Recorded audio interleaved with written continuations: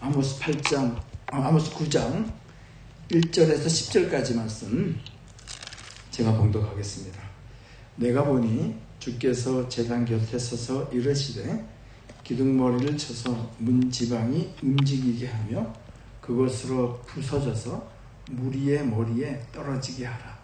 내가 그 남은 자를 칼로 죽이리니 그 중에서 한 사람도 도망하지 못하며 그 중에서 한 사람도 피하지 못하리라.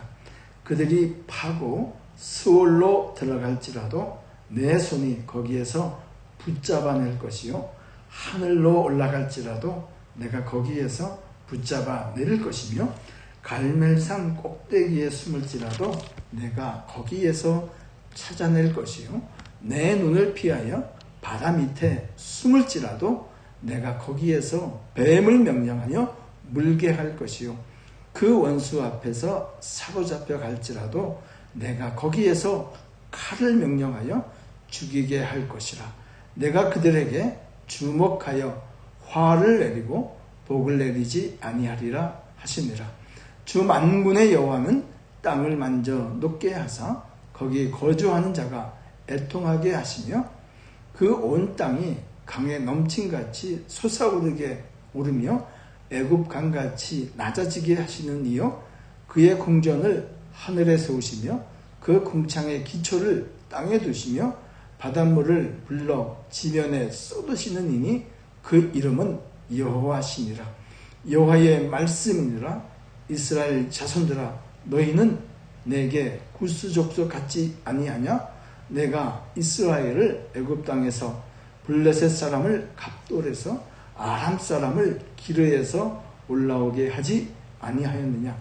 보라, 여호와의 눈이 범죄한 나라를 주목하노니 내가 그것을 지면에서 멸하리라. 그러나 야곱의 집은 온전히 멸하지는 아니하리라. 여호와의 말씀이니라. 보라, 내가 명령하여 이스라엘 족속을 만국 중에서 체질하기를 채로 체질함같이 하려니와 그 한 알갱이도 땅에 떨어지지 아니하리라.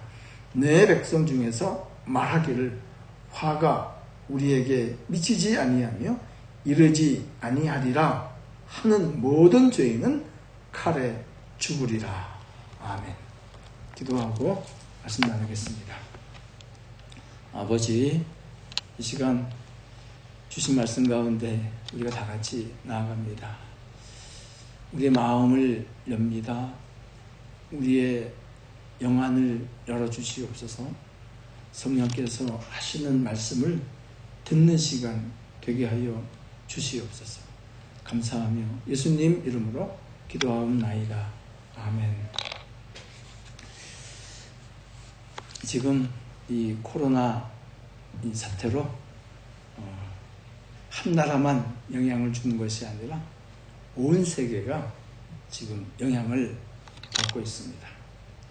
그 영향의 범위는 정치, 경제, 군사, 노동, 우리 인간의 삶 전 영역에 걸쳐서 이렇게 나타나고 있습니다. 그런데 더욱 안타까운 것은 이 코로나 사태로 인해서 누가 가장 큰 타격을 받고 있느냐 하면은 몸에 기존에 질환이 있는 분, 이거 기저질환자라고 그러죠. 그리고 연세가 좀 계시는 노인분들이 타격을 가장 심하게 받고 있고 또 많은 생명을 잃고 있습니다. 왜 이것을 안타깝게 여기냐면 이 기저질환자라든지 노인분들은 이 땅에서의 삶의 기간이 많이 남지는 않은 사람들입니다. 젊은 분들이나 건강한 사람들에 비해서. 근데 시간이 별로 남지 않았기 때문에, 많지 않기 때문에 그들에게는 더욱더 복음이 전해져야 하는데 이 코로나19을 통해서 예배에 나올 수 없고 또 사람들을 자유롭게 방문할 수 없는 이 상황을 통해서 그들에게 복음을 전할 이 기회마저도 점점 줄어들고 있는 것이죠. 그래서 이것을 보면서 이것을 여러분은 이 사태를 보면서 어떤 생각을 가지고 계신지 모르지만은 저는 이 사태를 이 베드로전서 5장 8절의 말씀에 근거하여 해석을 하고 있습니다. 베드로전서 5장 8절에 있는 말씀을 한번 읽겠습니다. 시작. 근신하라 깨어라 너희 대적마귀가 우는 사자와 같이 두루다니며 삼킬 자를 찾는다. 정말 이 굶주린 사자처럼 이 사자가 사탄이 이 삼킬 자를 찾기 위해서 돌아다니고 있는 그런 상황이 지금 우리 이 코로나 사태를 통해서 특별히 이 기저질환자라든지 이 연세가 많으신 분들의 생명을 앗아가고 있는 것이죠. 너무나 안타까운 상황입니다. 여러분, 이 사자가 이 먹잇감을 사냥할 때 모습을 한번 생각해 보세요. 나 사냥한다 이러고 사냥하지 않아요. 그 사냥감을 향해서 몰래 아주 낮은 폭으로 살금 기어갔다가 거리가 좁혀지면 어떻게 해요? 벼락같이 그 사냥감을 덥석 무는 것을 볼 수 있죠. 이 사탄이 지금 이 코로나19를 통해서 그렇게 지금 역사하고 있다는 것입니다. 이 만약에 이 사자가 오는 것을 알았다면, 미리 눈치챘다면, 알았다면 도망갈 것이잖아요. 동일하게 이 사탄도 그가 오는 것을 우리가 깨닫지 못하는 사이에 왔다가 그 영혼들을 낚아채는 그런 모습들이 이 코로나19를 통해서 여실하게 보여주고 있는 것이죠. 그래서 근신하고 깨어있지 않으면은 한가롭게 풀을 뜯다가 당한 그 사슴처럼 이 사탄의 예리한 발톱과 날카로운 그 이빨을 피해 나갈 수가 없습니다. 이 아모스의 말씀을 통해서 하나님께서 그 당시 북이스라엘 백성들에게 주신 것은 너희가 깨어있어라, 근신하라 라는 말씀을 주신 것입니다. 특별히 이 5가지 환상에 대해서 우리가 계속해서 말씀을 나누고 있죠. 지난주까지 4가지 환상을 나눴습니다. 이 5가지 환상은요, 그 자체가 주께서 말씀하시는 복음입니다. 인간의 역사 가운데에 어떻게 하나님께서 은혜를 베푸시고 구원하는 자를 찾으시고 또 마지막을 말씀하신 이 말씀을 정확하게 이 5가지 환상을 통해서 하나님께서는 말씀을 하고 계십니다. 첫 번째, 두 번째 환상이 뭐였습니까? 첫 번째 환상은 메뚜기, 두 번째 환상은 불이었습니다. 하나님께서 메뚜기와 불을 이 아모스에게 보여주셨습니다. 그 메뚜기가 온 그들의 먹을거리를 다 뜯어먹고 불이 다 태우는 그 환상을 보여주셨습니다. 그 환상을 본 아모스는 어떻게 했습니까? 야곱이 미약하오니 어찌 서겠습니까? 하고 기도한 것이죠. 그래서 하나님께서는 그 뜻을 이루지 않으셨습니다. 이것은 무엇을 말씀하시냐면은 하나님께서는 그들이 이것을 보여주심으로써 회개하고 돌아오고 하나님을 찾는 그 기회를, 시간을 주신 것이죠. 그래서 아모스 5장 6절의 말씀은 이렇게 말씀을 하죠. 읽겠습니다. 시작. 너희는 여호와를 찾으라. 그리하면 살리라. 그렇지 않으면 그가 불같이 요셉의 집에 임하여 베델에서 그 불들을 끌 자가 없으리라. 여호와를 찾으라. 이 메뚜기와 불의 환상을 통해서 이렇게 하나님께서 치시기 전에 하나님께 돌아오라 하고 말씀을 하는 것이죠. 하나님께서 기회를 주신 것입니다. 긍휼을 베풀어 주신 거예요. 그러면 돌아왔을 때에 어떻게 살아야겠습니까? 그 환상이 그것이 세 번째 환상입니다. 세 번째 환상은 뭐죠? 뭡니까? 하나님께서 주께서 친히 이 담이 있는데 담 곁에 있어서 다림줄을 붙잡고 계셨습니다. 이 담이 의미한 바는 이스라엘의 백성인 것이죠.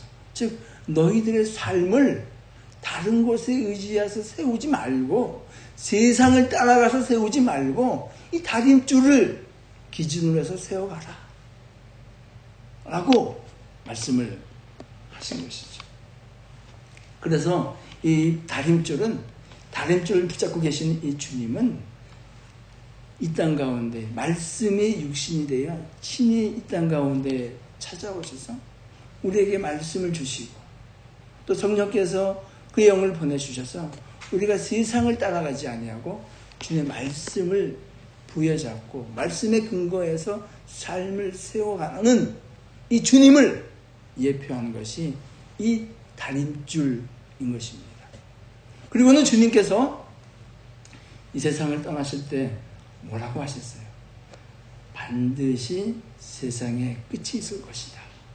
그리고 세상의 마지막 때에 임할 징조까지도 말씀을 하셨습니다. 이 아모스를 통해서 하나님께서 세상의 끝은 무엇으로 말씀하셨습니까?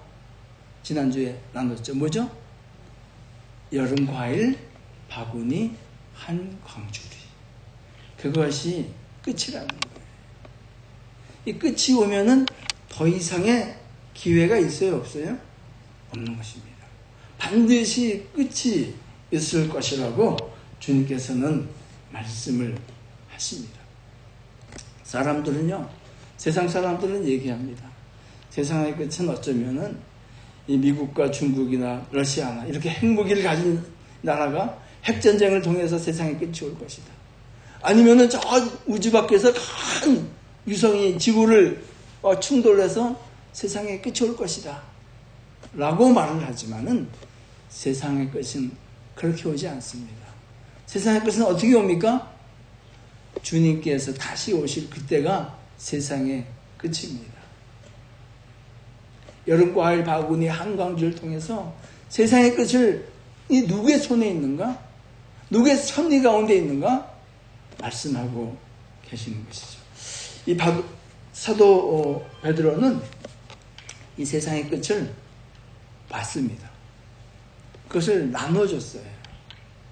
베드로 후서 3장에 있는 말씀을 우리가 읽겠습니다. 읽어보세요. 시작. 사랑하는 자들아, 주께는 하루가 천년 같고 천년이 하루 같다는 이 한 가지를 잊지 말라. 주의 약속은 어떤 이들이 더디다고 생각하는 것 같이 더딘 것이 아니라 오직 주께서는 너희를 대하여 오래 참으사 아무도 멸망하지 아니하고 다 회개하기에 이르기를 원하시느니라. 그러나 주의 날이 도둑같이 오리니 그날에는 하늘이 큰 소리로 떠나가고 물질이 뜨거운 불에 풀어지고 땅과 그 중에 있는 모든 일들이 드러나리로다. 사람들이 이 좋은 세상에 무슨 끝이 오느냐 라고 세상 사람들은 말을 하지만 그렇지 않다는 거예요. 베드로가 본 것은 시간의 창조자 되신 주님께서는 천년이 그냥 하루 같다는 것이고 하루가 천년이 같다는 것이고, 즉 사람들이 멸망하지 않고 주께 돌아오기를 이렇게 은혜를 베풀어 주신다는 것입니다. 그러나 반드시 끝이 있는데 그날은 사자가 그 먹이를 움켜잡는 그것처럼, 도둑이 오는 것처럼 그날은 아무도 예상하지 않은 그 시간에 불현듯이 찾아온다는 것이고, 그 세상이 그 끝이 찾아올 때에는 하늘이 떠나가고 이것이 다 풀어지고 새 땅과 새 하늘이 열린다고 베드로 사도는 말씀을 하고 있습니다. 이 세상의 끝에 대한 생각과 자세가 어떠한지에 따라서 우리 삶의 자세 또한 달라집니다. 우리가 사는 세상은요, 정말 고통이 많은 세상입니다. 육신적인 고통이 있고요. 또 어떻습니까? 또 생활로 인한 고통도 있고요. 또 관계로 인한 고통도 있고요. 자녀로 인한 고통도 있고요. 정말 이루 헤아릴 수 없는, 또 비즈니스를 하면서도 고통을 받죠.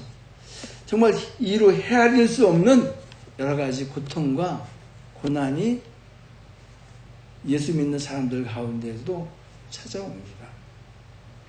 그거는 예수 믿지 않는 사람이나 예수 믿는 사람이나 동일한 것 같아요.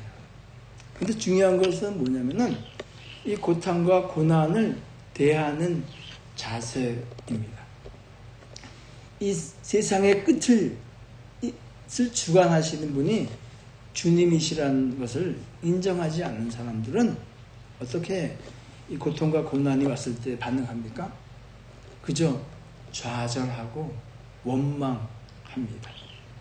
그러나 예수 믿는 분들은 이 고난과 고통이 왔을 때, 아니 이 고통과 고난이 더욱 깊어지면 깊어질수록 더욱 커지는 것이 있습니다. 뭘까요? 본향에 대한, 새하늘과 새 땅에 대한, 천국에 대한 소망이 더욱더욱 깊어지고 진해집니다. 그것을 표현한 말씀이 요한계시록 21장 4절의 말씀이죠. 읽겠습니다. 시작. 모든 눈물을 그 눈에서 닦아주시니 다시는 사망이 없고 애통하는 것이나 곡하는 것이나 아픈 것이 다시 있지 아니하리니 처음 것들이 다 지나갔음이로라. 저는 이 말씀 중에서 어디에 은혜가 있었냐면요, 모든 눈물에 은혜가 있었습니다. 여러분들, 우리가 살면서 정말 얼마나 많은 고통 가운데 눈물을 남몰래 흘립니까? 저도 그랬고요. 또 앞으로도 흘릴지도 모르겠습니다. 여러분도 마찬가지 아니겠어요? 몸이 아파서 사랑하는 이가 먼저 떠나서 울기도 하고, 또 자녀들 때문에 울기도 하고, 이 모든 눈물 주님께서 보신다는 거예요. 그러나 천국에 대한 소망이 있는 자들은 이 주님께서 이 모든 눈물을 주님을 만났을 때에 친히 닦아 주신다는 것이고, 그곳에는 다시는 사망도 없고 애통하는 것도 없고 곡한 것도 없다 하는 이 소망이 있기 때문에 이 세상의 고난과 고통을 찾아오면 찾아올수록 그 새하늘과 새 땅, 주님 계시는 그 천국에 대한 소망이 더욱 깊어지는 것이죠. 찬송가 492장이 있습니다. 492장을 보시면은 이렇게 되어 있습니다. 한번 볼까요? 여기 보시면은 이 세상은 어떤 곳입니까? 1절에 이 세상은 잠시 있는 곳입니다. 그리고 2절에는 눈물 골짜기라고 했습니다. 3절에는 길은 멀고 험하고 산은 높고 골은 깊은 곳이 이 세상입니다. 그리고 이 4절에는 한숨이 가득한 곳이 이 세상이에요. 반면에 주님 계시는, 우리가 소망하는 그곳은 어떤 곳입니까? 1절에 영광이 있는 곳이고, 그리고 주님의 품 안에 영원히 거하는 곳이고, 그리고 3절에 보시면 복되고 복된 날만에 이어지는 곳이고, 4절에는 기쁨이 넘치는 곳이 우리가 소망하는 그곳입니다. 아멘. 이 찬양을 누가 썼는지 아세요? 지금으로부터 한 100년도 안 됐어요. 뭐 썼냐면은 이 미국 사람이 썼어요. 그리고 우리가 살고 있는 이 캘리포니아에서 멀지 않은, 캘리포니아 이 안에 우리가 살고 있는 이곳에서 멀지 않는 그 곳에서 삶의 마지막을 보낸 분이었습니다. 할리우드에서 돌아가셨어요. 태어나기는 저 아이오와주에서 태어났는데, 이분이 아들이 있었어요. 아들이 있었는데 그 당시 세계 제1차 전쟁이 일어났습니다. 그래서 이 아들이 참전하기 위해서 그 배를 타고 이제 유럽으로 가게 됩니다. 근데 아버지가 이 아들을 이제 배웅하기 위해서 항구에 나왔습니다. 그리고는 아들이 이야기합니다. 아버지, 제가 지금 가면은 어쩌면 아버지를 다시 못 만날 수도 있습니다. 그러나 아버지, 우리가 비록 이 땅에서 다시 못 만나 할지라도 우리는 저 천국에서 다시 만나게 될 줄로 믿습니다. 하는 이 말을 아버지에게 남겼습니다. 그리고는 아버지가 기차를 타고 집으로 돌아오는 길에 쓴 가사가 이 노래입니다. 아멘. 예. 비록 사지로 가는 그 아들, 또 사지를 보내는 그 아버지의 마음 가운데에는 이 세상의 끝이 아니라 저 천국을 소망하는 그 소망으로 통장하였던 것이죠. 2절만 한번 우리 불어보겠습니다. 2절. 2절.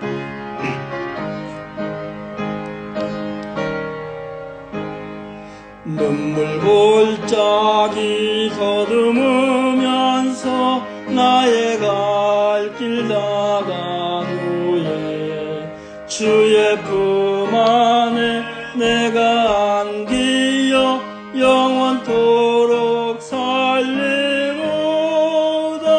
열린 천국문 내가 들어가 세상 짐을 내려놓고 빛난 면류관 받아 쓰고서 주와 함께 3절도 하겠습니다. 나의 가는 길 멀고 험하며 산은 높고 골은 깊어 고난 나의 몸 쉴 것 없어도 복된 날이 밝아오니 열린 천국문 내가 들어가 세상 짐을 내려놓고 빛난 면류관 받아 쓰고서 주와 함께 다스리리. 아멘. 저 천국에서 저 여러분 꼭 다시 만나기를 원합니다. 아멘. 자, 네 번째 환상을 통해서 하나님께서는 이 세상의 끝, 과일 바구니, 여름 과일 바구니 한광줄이 그 끝이라는 것이었죠. 그리고 이 다섯 번째 환상을 통해서는 실제로 그 끝날에 어떠한 일이 일어날 것인가에 대해서 말씀합니다.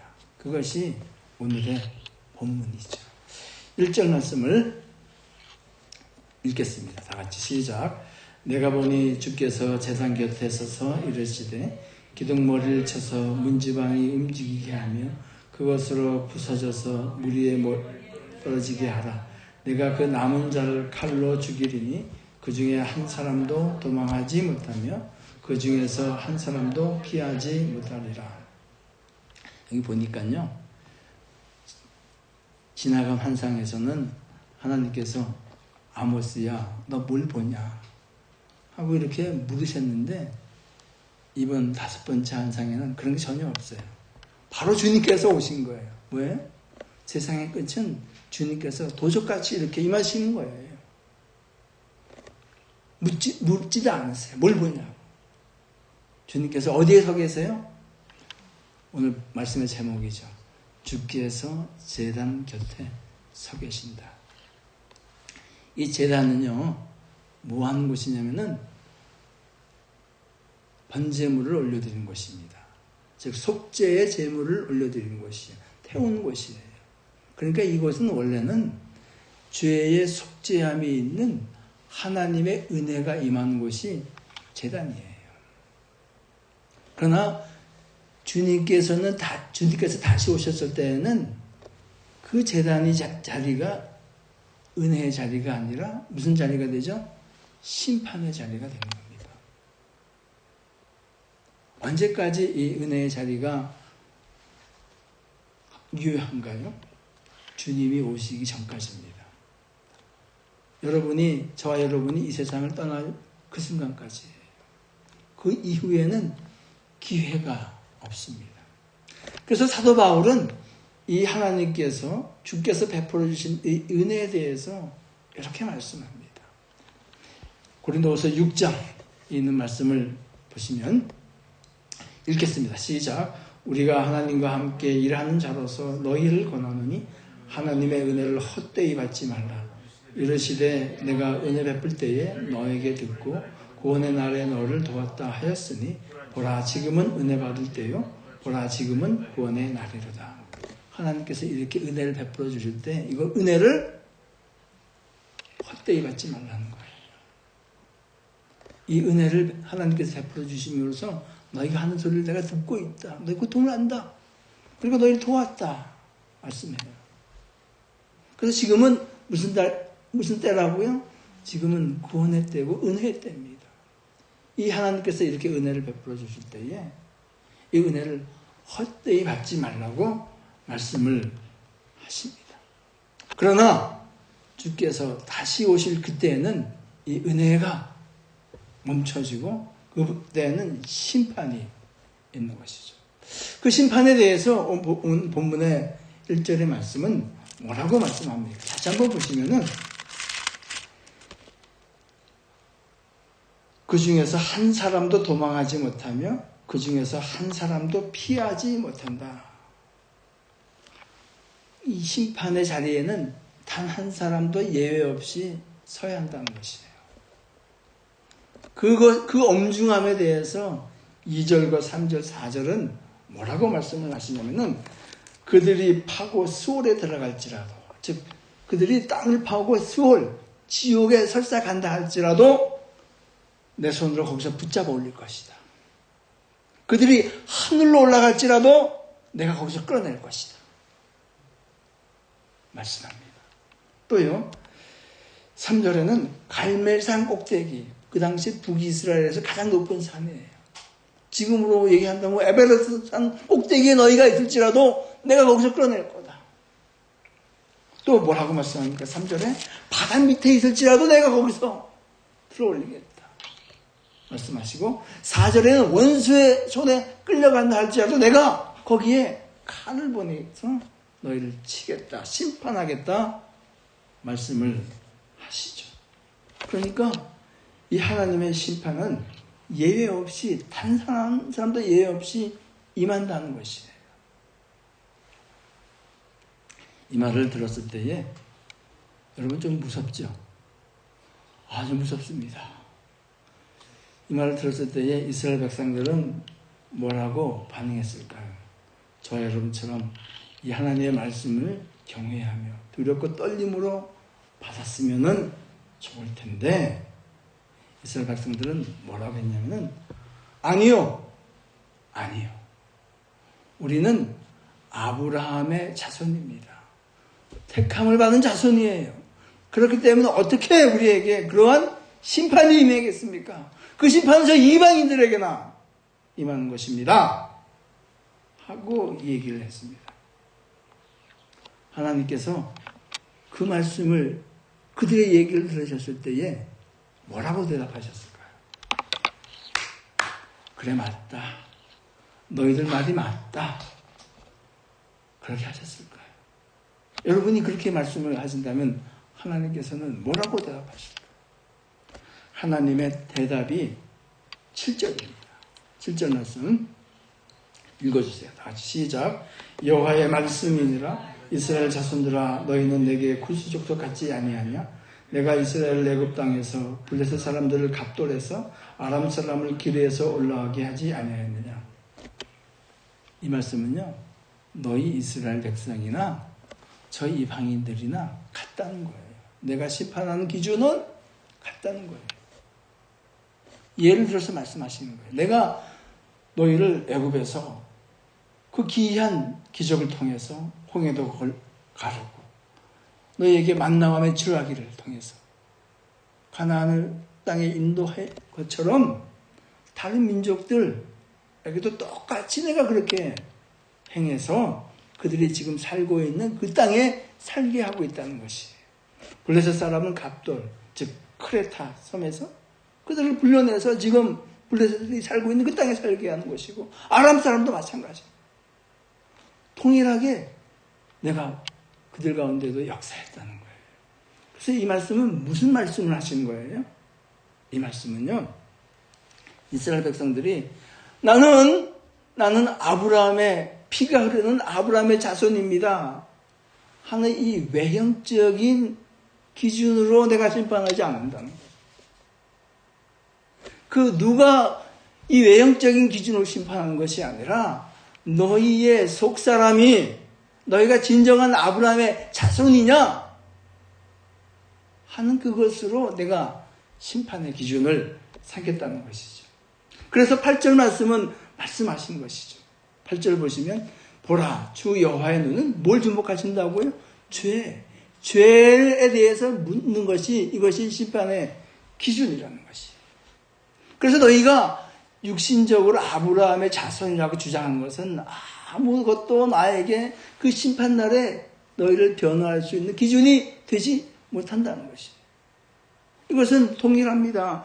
오늘 살고 있는 우리들에게 지금 이 땅 가운데 교회 멤버십이 있다든지 저같이 목사가 됐다든지 장로가 됐다든지 권사가 됐다든지 집사가 됐다는 이 외적인 기준은 심판대에 섰을 때에 아무런 효력이 없다는 것이에요.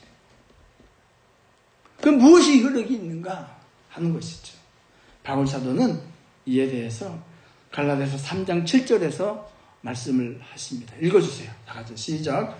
그런즉 믿음으로 말미암은 자들은 아브라함의 자손인 줄 알지어다. 믿음이라는 것이죠. 즉 이 속사람이 온전히 변화를 받아 하나님의 자녀가 됐느냐 하는 것이죠. 이스라엘 백성들은 이 하나님의 말씀에 대해서 굽히지 않았어요. 굽히지 않았어요. 그래도 우리가 하나님의 자손인 아브라함의 백성인데 하고 주장했습니다. 그 말씀이 10절이에요. 10절을 읽겠습니다. 시작. 내 백성 중에 말하기를 화가 우리에게 미치지 아니하며 이르지 아니하리라 하는 모든 죄인은 칼에 죽으리로다. 이 외적인 기준을 가지고 내가 목사인데 내가 장로인데 내가 어떻게 교회를 섬겼는데 하는 이 행위를 가지고 외적인 기준으로 나는 심판을 받지 않겠습니다 하고 주장하는 이 죄인은 어떻게 해요? 심판을 받겠다고 말씀을 하시죠. 그래서 사도 바울은요, 우리가 어떻게 구원을 받는가, 어떻게 심판대에 섰을 때 의롭다 칭함을 받는가 하는 말씀에 대해서 디도서 3장에서 아주 명확하게 말씀하셨습니다. 3장 5절을 읽어주세요. 시작. 우리를 구원하시되 우리가 행한 바 의로운 행위로 말미암지 아니하고 오직 그의 긍휼하심을 따라 중생의 씻음과 성령의 새롭게 하심으로 하셨나니 우리를 구원하시되 심판 자리에서 의롭다 함을 칭함을 받는 것은 하고 동일한 말씀이죠. 뭐예요? 우리의 행한 바 의로운 행위로 하지 않으신다는 거예요. 우리의 외적인 것으로 하지 않으신다는 거예요. 뭘로 하신다고요? 이 구원은 시작은 오직 그의 긍휼하심. 하나님께서 불쌍히 여겨주시고 은혜를 베풀어 주셨기 때문에 구원이 시작된다는 거예요. 사람으로부터 구원이 나지 않는다는 거예요. 그러면 하나님께서 은혜를 베풀어 주시면 그 따라오는 것이 무엇이냐? 중생의 씻음이에요. 예수 그리스도의 십자가의 보혈로 우리를 씻어주시는 거예요. 아멘이십니까? 그러니까 죄의 문제가 해결되는 거예요. 이렇게 된 사람은 어떻게 하죠? 성령의 새롭게 하심. 속사람이 변화되어서 삶이 변한다는 거예요. 그 중생의 새롭게 하심이 그 사람이 구원받았는지 받지 않았는지를 증거하는 증거물이에요. 타이틀이 아니라는 거예요. 외적인 이스라엘 백성의 그 증거가 구원의 증거가 되지 못한다는 거예요. 성령의 새롭게 하심에 따라서 그들의 구원을 확증한다는 것이죠. 이 동일한 기준이요, 이 아모스 8장에도 적용돼요. 오늘 본문 아모스 9장에도 말씀하고 계십니다. 그 말씀이 8절과 9절이에요. 8절과 9절 말씀을 읽겠습니다. 다 같이 다시 한번 시작. 보라, 주여의 눈은 범죄한 나를 주목하노니 내가 그것을 지면에서 멸하리라. 그러나 야곱의 집은 온전히 멸하지는 아니하리라. 여호와의 말씀이라. 보라, 내가 명령하여 이스라엘 족속을 만국 중에서 체질하기를 채로 체질한 같이 하려니와 그 한 알갱이도 땅에 떨어지지 아니하리라. 하나님께서 말씀하시는데 온전히 멸하지는 않는다는 거예요.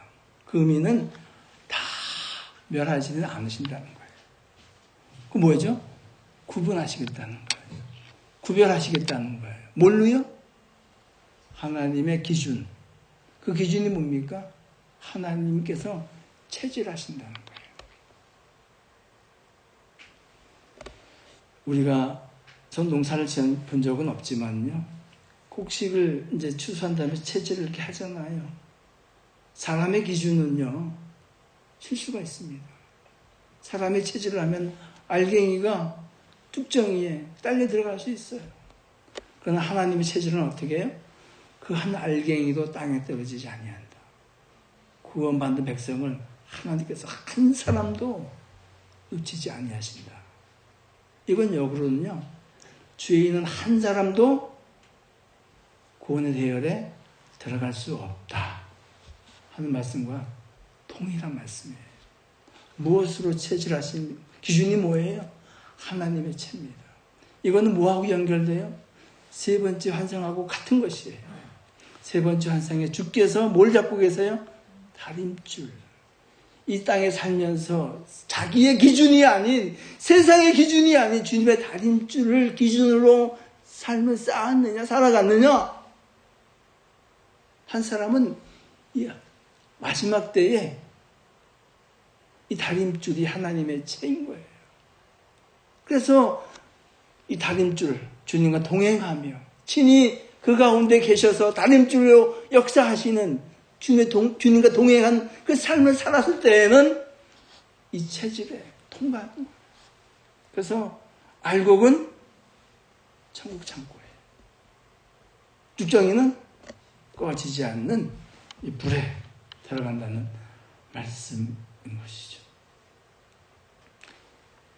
이 아모스에게 보여주신 이 5가지 현상은 그 자체가 복음이에요. 하나님께서 하나님의 백성과 세상 가운데 어떻게 역사하신다는 말씀을 그대로 말씀하고 계신 것입니다. 하나님께서는 이 메뚜기와 불의 환상을 통해서는 오래 참으시는 하나님, 돌아오라고 초청하시는 하나님의 긍휼하심을 나타내셨습니다. 돌아왔을 때에 무엇을 기준으로 해서 살아야 하느냐? 주님의 다림줄, 담, 바로 곁에 계신 거예요.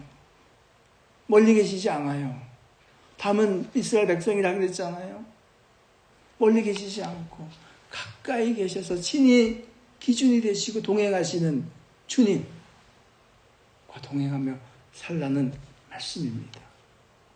그리고 세상 끝이 반드시 있다는 것을 말씀하셨어요.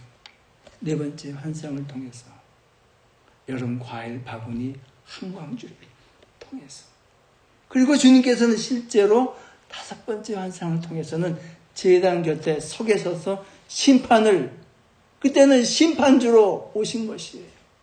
더 이상의 기회는 없는 것입니다. 저와 여러분이 이 아모스의 말씀을 어떻게 받아들여야 하겠습니까? 지금은 은혜 받을 때이고 구원의 날입니다. 그리고 다림줄 되시는 주님께서 늘 저와 여러분 가운데에 이 교회를 다스리고 계신 줄로 믿습니다. 이렇게 험하고 힘든 세상 가운데에 고통과 고난이 있지만은 그 마지막 때가 반드시 있을 것이라고 말씀하신 이 주님의 말씀, 그리고 주님 앞에 섰을 때에 모든 눈물을 닦아주시는 그 주님의 위로가 우리에게 있을 줄로 믿습니다. 그 위로 가운데, 그 소망 가운데 사는 사람은 오늘 마지막 이 환상을 통해서 제단 곁에 서서 심판하시는 주님을 만났을 때에 주님의 그 기준, 하나님의 죄를 넉넉히 통과하며 주님과 영원한 동행이 있는 그 천국잔치에 참여하게 될 줄로 믿습니다. 이러한 은혜가 저와 여러분 가운데 충만하기를 예수님 높으신 이름으로 축복합니다. 이 시간 주신 말씀을 기억하시면서 한번 기도하시겠습니다.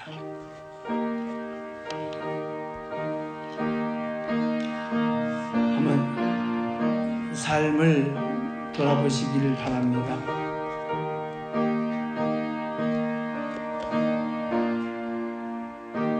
때로는 우리 주님께서는 우리 삶 가운데에도 메뚜기로 불로 역사하십니다. 그것이 고난이죠. 그 고난을 통해서 달인줄 되시는 주님께 돌아오라는 주님의 음성이요. 그 고난을 통해서 깨달으라는 주님의 추천입니다. 이 깨달음 가운데에 주님과 동행하며 살아갈 때에 주님 다시 오실 그날에는 착하고 충성된 종이라 이 주님의 음성을 들을 수 있습니다.